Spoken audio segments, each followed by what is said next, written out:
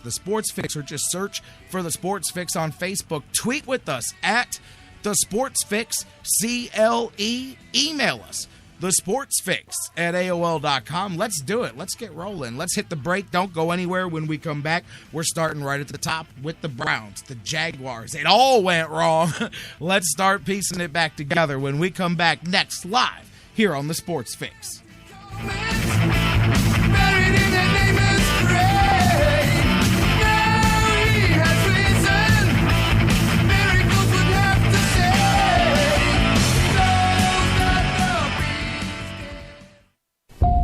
This is the Sports Fix. Are you talking to me? Yes. Are you talking to me? Yes. Are you talking to me? Yes. Hey, call me Mr. Pig!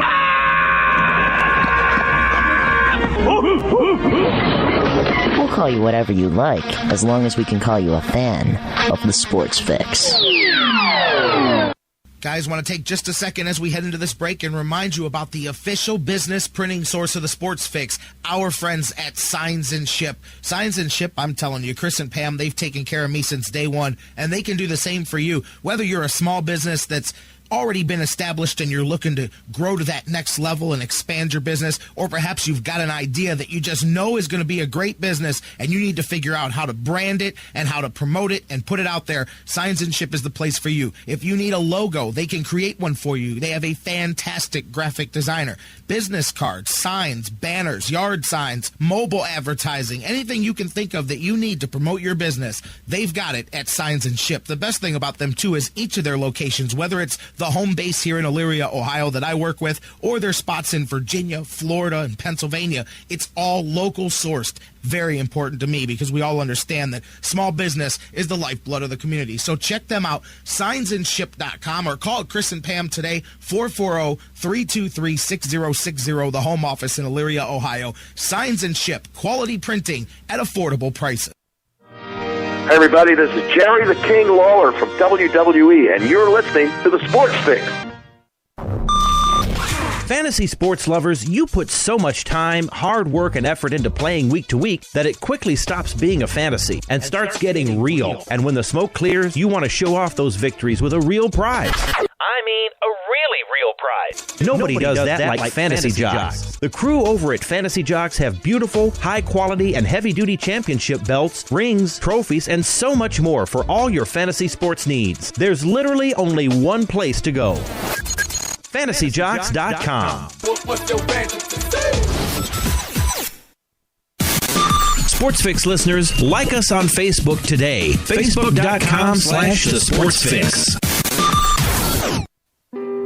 It's just an old ball, really. Nothing more. We grew with it and studied it. We owned it and shared it.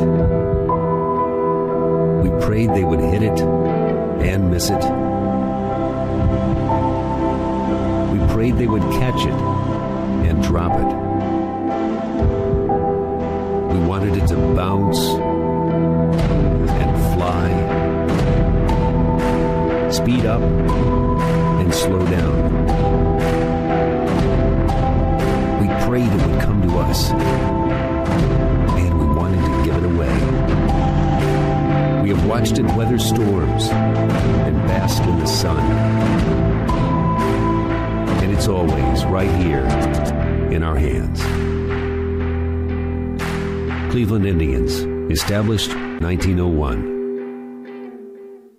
Portions of the Sports Fix brought to you by Quick Lane at Valley Ford Truck, home of the low price tire guarantee. QuickLane.com/Valley Ford Truck.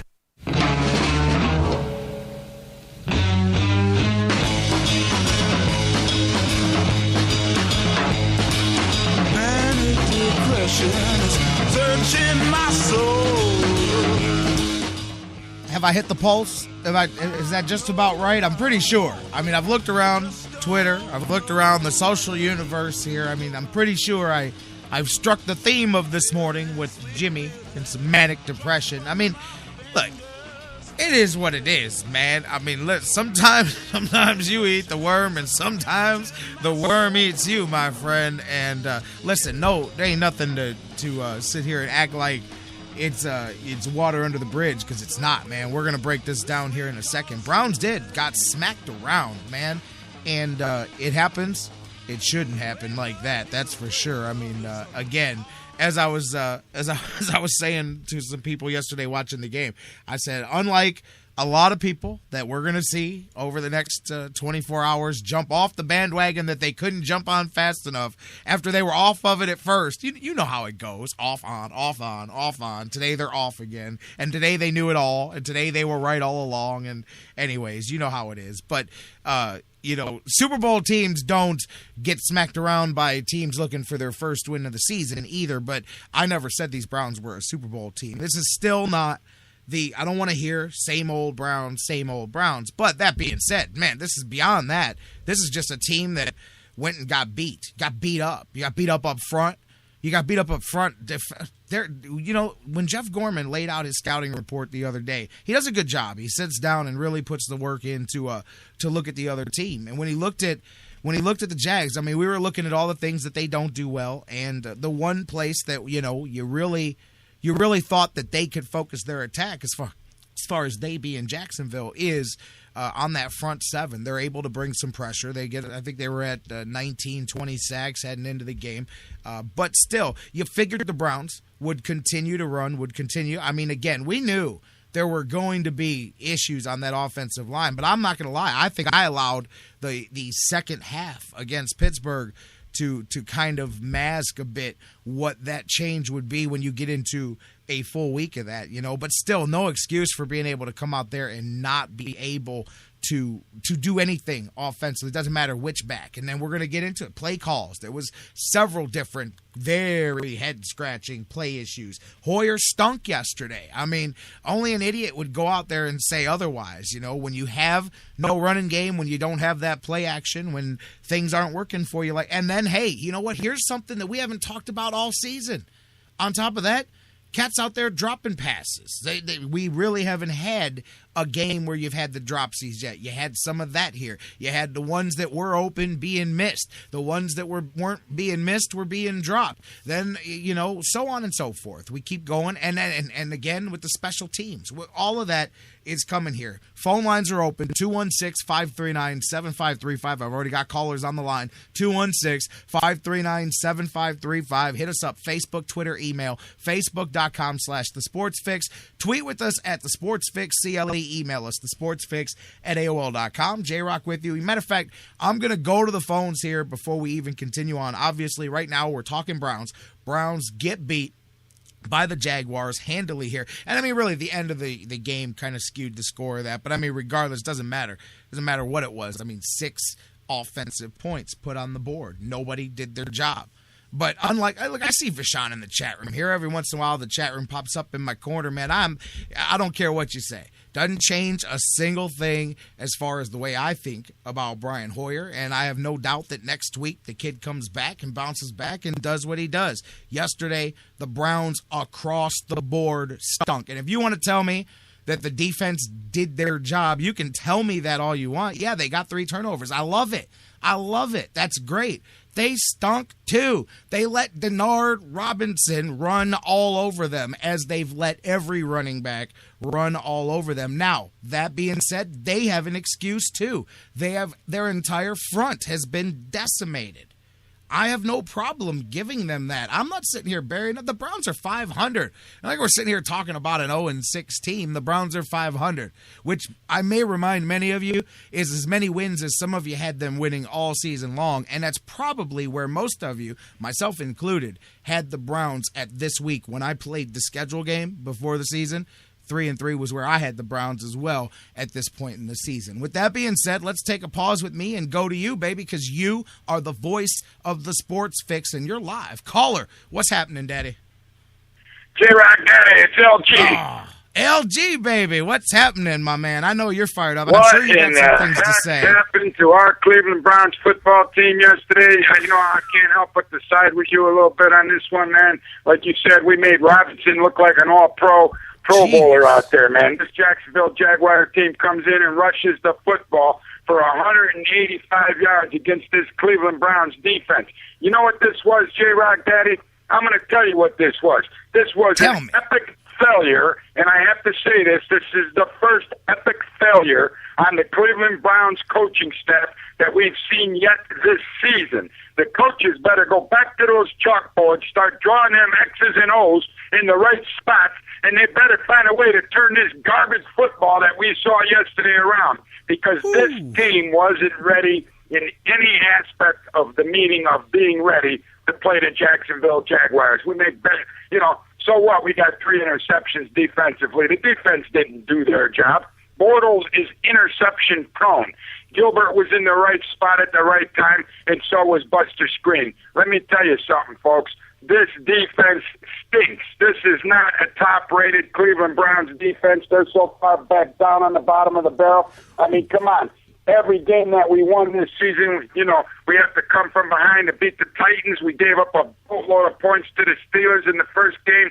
I mean, where's the football team that we saw come out last week and play against the Pittsburgh Steelers, an AFC North divisional rival? We did not see that football team yesterday. I call this the two faces of the Cleveland Browns football team, J-Rock Daddy.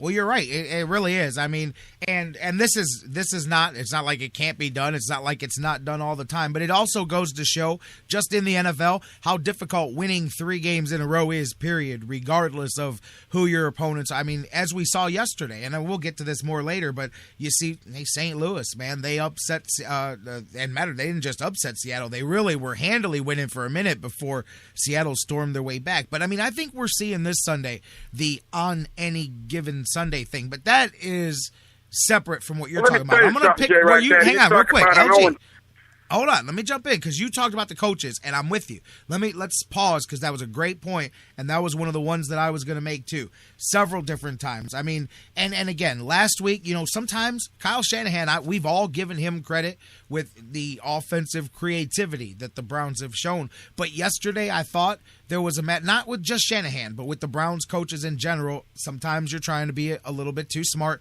You're trying to do one little trick move too many. We saw that backfire on them in several different ways. When you talk about scratching your head, I'm sure some of the ones that I'm about to mention are definitely the same things that you're talking about. I mean, obviously, you've got the 2nd and 2, 3rd and 1, 4th and 1 series where you run West, who didn't play last week, and who, if you needed 1 yard on this team, he would be the 3rd of the 3 choices. No. I like West. I love West. Well, no doubt about it. I don't know why we didn't see Crowell to the second half of the football game, J-Rock. If I needed a yard, I got to tell you, I'd even think about forgetting about Ben Tate for a minute and get that ball to that rookie that walked into this training camp this season and landed on this Cleveland Browns football team. No, I agree. I would have ran the crow right there. I said that as the play happened. But then you go for it on 4th with, I was okay, although you should have kicked the field goal, because if you kick the field goal there, you got the 9-0 lead, you've got the 2-score lead,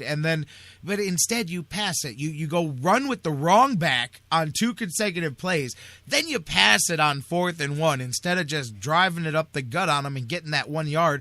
You turn it over, they get the quick touchdown before the end of the half, and it just really kind of swung a game that should have been at least 9-0. It should have been a boring 9-0 Cleveland there. Now, the other one, how about when they went later in the game and tried to draw the 12-man on the field? Then they were hoping to get some mistakes. Problem was that when you ran the punt team out and then run the punt team back off, you confused your own team as well, because some of the offensive line and Brian Hoyer thought that they were going to run an option play there. Meanwhile, Mike Peyton had no intention of running any play whatsoever. He simply wanted to try to catch them with 12 men on the field, or just get the delay of game, take the penalty, and kick with a little more room for the punt. Instead, the Browns let's just touch on that for a second, J-Rock, Daddy. Let's touch on that for a second. Let's think about this for a minute. We are playing in the National Football League. This is not high school football. We saw a big mistake being made the time that they were pretending Johnny Manziel was on the sideline and talking to Shanahan, and then when they snap the ball, he sends him running downfield. This high school gimmick stuff, it's not going to work in the NFL. Patton has a high school coaching background. His dad was a very successful high school coach. He's got to elevate his game a little bit and welcome himself.